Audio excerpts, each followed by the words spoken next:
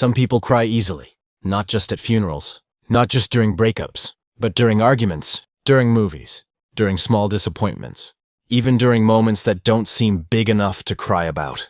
And if you're one of those people, you've probably heard it before. Why are you so sensitive? It's not that serious. Stop overreacting. But here's the truth. Crying easily doesn't mean you're weak. It usually means your emotional system is highly responsive. Psychologically, some people are simply more emotionally sensitive. Their brains react faster and stronger to emotional stimuli. When something hurts, it doesn't just register as a thought. It registers as a full-body experience. Their chest tightens. Their throat closes. Their eyes fill up before they even have time to process what's happening. It's not dramatic. It's automatic. Crying is also a release.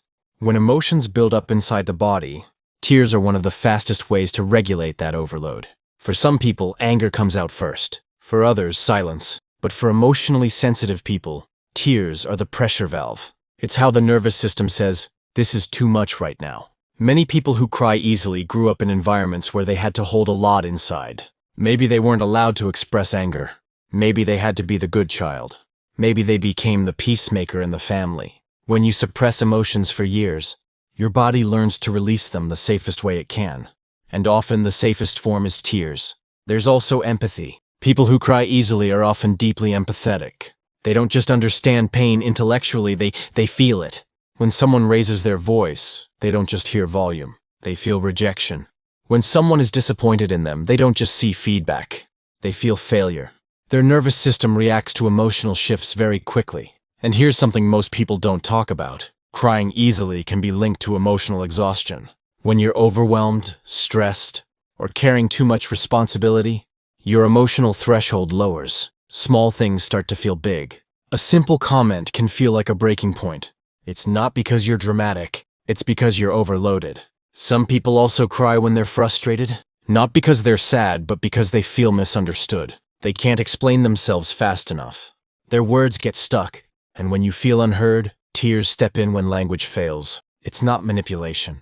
It's emotional overflow. The problem isn't crying. The problem is the shame around crying, especially for men, especially in cultures that equate tears with weakness. So people who cry easily often start to hate that part of themselves. They apologize for it. They try to toughen up. They avoid conflict because they're afraid they'll cry and look weak. But emotional sensitivity is not the opposite of strength. In many ways, it is strength. Sensitive people often notice details others miss. They read the room quickly. They sense tension early. They care deeply. They love deeply. And yes, they hurt deeply too. The goal isn't to stop crying. The goal is to understand it. Ask yourself, what am I really feeling right now? Is this sadness? Is it frustration? Is it fear of disappointing someone? When you name the emotion, you give yourself power over it. It also helps to build emotional regulation skills.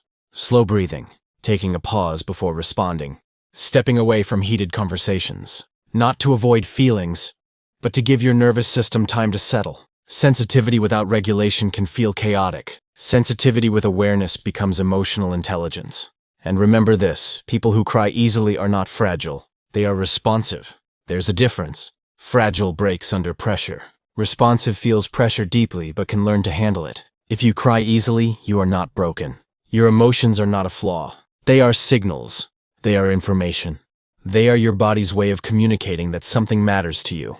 And in a world where many people are disconnected from what they feel, being connected, even if it comes with tears, is not weakness. It's humanity.